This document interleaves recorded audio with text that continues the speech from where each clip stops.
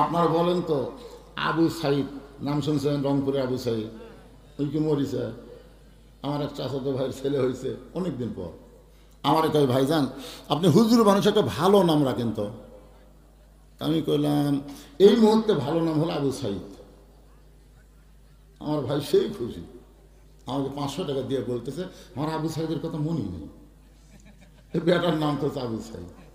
এখন আমাদের গ্রামত আবু সাইদের বাপ, আবু সাইদের মা আর পুস্ত আবু সাইদ কোলের মধ্যে বাবু তো বাবু করতেছে। মরছে আবু সাইদ? মরছে না, আর একটা আছে। আমার এক খালা তো বোনের মেয়ে হয়েছে। খালা আমার মোবাইল করে বললো, বাবা তুমি আলেম মানুষ, একটা ভালো নাম বলো তো, তোমার বোনের মেয়ে হয়েছে, একটা ভালো নাম বলো। আমি বললাম, খালা এই মুহূর্তে একটা ভালো নাম হলো হাসিনা। সেই বসে হাসিনা। খালা 30 সেকেন্ড খালি মোবাইল ধরে আছে, কথা কয় না, গো গো গো করতেছে। আমি বললাম, কে খালা পছন্দ? এই তুই আলেম না আলেম রে, তোরে আমি কইলাম একটা ভালো নাম কর, আর তুই খুনি হাসিনার নাম করবি। তখন তাকে বুঝলাম আবু সাইদ মরে নাই, হাসিনাই পচে গেছে। ধরে কথা ঠিক না, কোনো আশা দেখি কার সাথে হবে, হাসিনা না আবু সাইদ? মীর কাসিম আলীর সঙ্গে হবেন, একটু মনোযোগ দিয়ে শুনবেন। আইয়ুহাল্লাযীনা আমানুত্তাকুল্লাহা ওয়া কুনু মা'আস সাদিকিন। আল্লাহু আকবার। হযরত আবু বকর মা আয়েশার ঘরের দরজায় গিয়ে সালাম দিলেন, আসসালামু আলাইকা ইয়া রাসূলুল্লাহ, আসসালামু আলাইকা ইয়া হাবিবাল্লাহ, আসসালামু আলাইকা ইয়া নবী আল্লাহ। ওমর ফারুক বলতেছে, আলী ভাই আবু বকর রাদিয়াল্লাহু যেভাবে সালাম দিল, এটা তো বিদায় লওয়ার সালাম লয়। আপনারা খেয়াল করছেন? আসসালামু আলাইকা ইয়া রাসূলুল্লাহ, আপনারা কিভাবে সালাম দেন? আপনার যদি কেউ আমাকে বলেন, হুজুর হুজুর আসসালামু আলাইকুম, সালাম হবে না, আগে হুজুর কয়ে পরে সালাম দিচ্ছেন।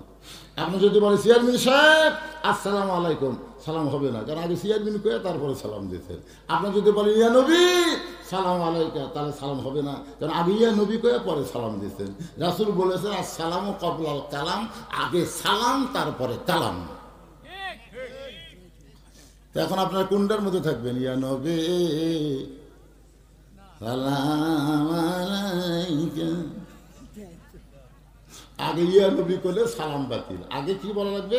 আসসালামু আলাইকা ইয়া নবী, আসসালামু আলাইকা ইয়া রাসূলুল্লাহ, আসসালামু আলাইকা ইয়া হাবিবাল্লাহ। যারা হজ করেছেন, এখানে যারা হাজী আছেন, আপনি হজ করেন আপনি কিভাবে সালাম দিচ্ছেন?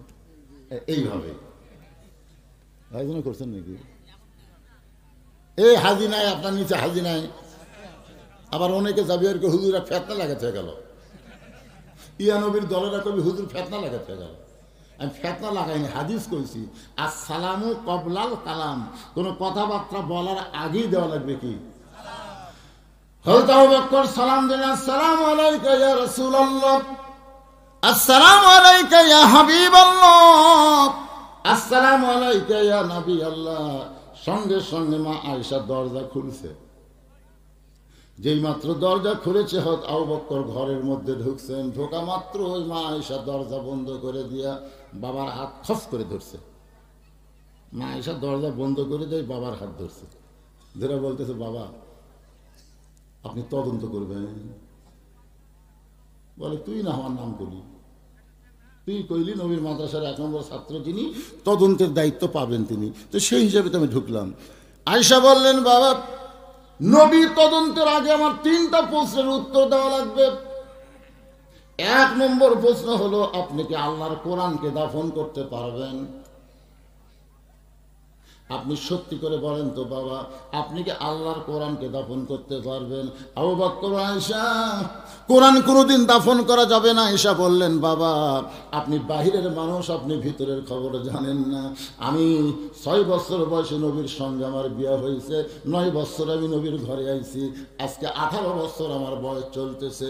এই 9 বছর নবীর সঙ্গে থাইকা আমি যতটুকু দেখেছি, আল্লাহর কোরআন যেমন, আল্লাহর নবী হলো তেমন।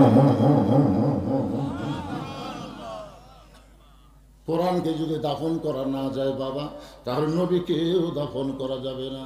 ও বাবা, আমার 2 নম্বর প্রশ্ন হলো, আপনি 6 বছর বয়সে আমাকে কার সঙ্গে বিয়ে দিয়েছেন? মানুষের সঙ্গে বিয়ে দিয়েছেন না নবীর সঙ্গে বিয়ে দিয়েছেন? আমার 3 নম্বর প্রশ্ন হলো, বাবা আমার জন্য আপনি বিয়ে দিয়েছেন না আপনার জন্য আমাকে বিয়ে দিয়েছেন? এই 3টা প্রশ্নের উত্তর দিবেন, তারপরে নবী তদন্ত করতে যাবেন। আপনারা কি প্রশ্ন 3টা বুঝেছেন? বুঝছেন? বলেন। 1 নম্বর প্রশ্ন হলো, আপনি কি আল্লাহর কোরআনকে দাফন করতে পারবেন? 2 নম্বর প্রশ্ন হলো, আমাকে বিয়ে দিয়েছেন কার সাথে? নবীর সাথে না মানুষের সাথে? 3 নম্বর প্রশ্ন হলো, আমাকে বিয়ে দিয়েছেন আমার জন্য না আপনার জন্য? আবু বকর বলে, আয়েশা হাজার হাজার মানুষ বাহিরে দাঁড়িয়ে আছে, হাজার হাজার সাহাবী বাহিরে দাঁড়িয়ে আছে, তুমি আমাকে ঘরের মধ্যে তদন্তের জন্য বলেছো, আমি নবীকে তদন্ত করতে চাই। এই বলে আবু বকর রাদিয়াল্লাহু যখন নবীর দিকে পা বাড়ায়, এমন সময় একটা জান্নাতের কান্না শুনতে পাই। আবু বকর আয়েশা, ঘরের কোন অন্ধকার দেখা যায়, ওই অন্ধকারের মধ্যে এমন করে কে কাঁদতেছে, এই কান্না মনে হয় দুনিয়ার কান্না নয়, এই কান্না মনে হয় আল্লাহর জান্নাত কাঁদতেছে। আয়েশা বলে, বাবা ওই ঘরের কোনায় আল্লাহর নবীর পাশে বসে যিনি কাঁদতেছেন তিনি হলেন নবীর মা, তিনি হলেন নবীর মা। আবু বকর, আয়েশা তুমি কি পাগলি হয়ে গেছো? নবীর মা 6 বছর বয়সে দুনিয়া থেকে বিদায় নিল, তাহলে নবীর মা কেমনে কাঁদতেছে? আয়েশা বলতেছে, বাবা দুনিয়ার সবাই জানে নবীর মেয়ে ফাতেমা, কিন্তু আল্লাহর নবী আমাকে বলেছে ফাতেমা হইল আমার মা। সুবহানাল্লাহ কন্যা কেন? আয়েশা বলতেছে দুনিয়ার সবাই জানে নবীর মেয়ে ফাতেমা, কিন্তু আল্লাহর নবী বলেছেন ফাতেমা হলো আমার মা। একদিন 3টা বিবি নবীর কাছে বসে আছেন, 3 জন বিবি। নবী যখন বিবিদের কাছে বসে থাকেন তখন তিনি নবী থাকেন না, তিনি স্বামী হয়ে যান। সুবহানাল্লাহ বলেন। আমার নবী যখন হাসান হোসেনের কাছে যান তখন নবী থাকেন না, তিনি নানা হয়ে যান। নবী যখন ফাতেমার কাছে যান তখন তিনি নবী থাকেন না, তিনি বাবা হয়ে যান। নবী যখন যেখানে গেছেন তখন সেখানে একটা রূপ নিয়েছেন। এজন্যই আমাদের নবী হচ্ছেন আমাদের আদর্শ। নামাজে যখন নবী দাঁড়ায় পায়ের গোড়া ফুলে ওঠে। আবার বদরের যুদ্ধে যখন নবী যায় ঘরের মধ্যে ঢুকে মাথার টুপি খুলে হেলমেট পরে এবং সৈনিকের পোশাক পরে ঘর থেকে বাড়ায়। কোমরের পেটে টাইট হয় না। আলীকে বলে, আলী কোমরের বেলটা টাইট করে দাও। হয়তো আলী যতই টানে টাইট হয় না, কারণ পেটের মধ্যে খাওয়ার নেই, বুঝতেছে না, না খায় পেট ঠোঙ্গা মেরা আছে। আবু বকর বলে, ইয়া রাসূলুল্লাহ আপনি আল্লাহর নবী, আপনার কোমরের বেল এত টাইট করতে হবে কেন? রাসূল বলে, আবু বকর আমি আল্লাহর নবী যেমন ঠিক, আজকে বাতিলের বিরুদ্ধে হকের পক্ষে আমি হব আল্লাহর সেনাপতি।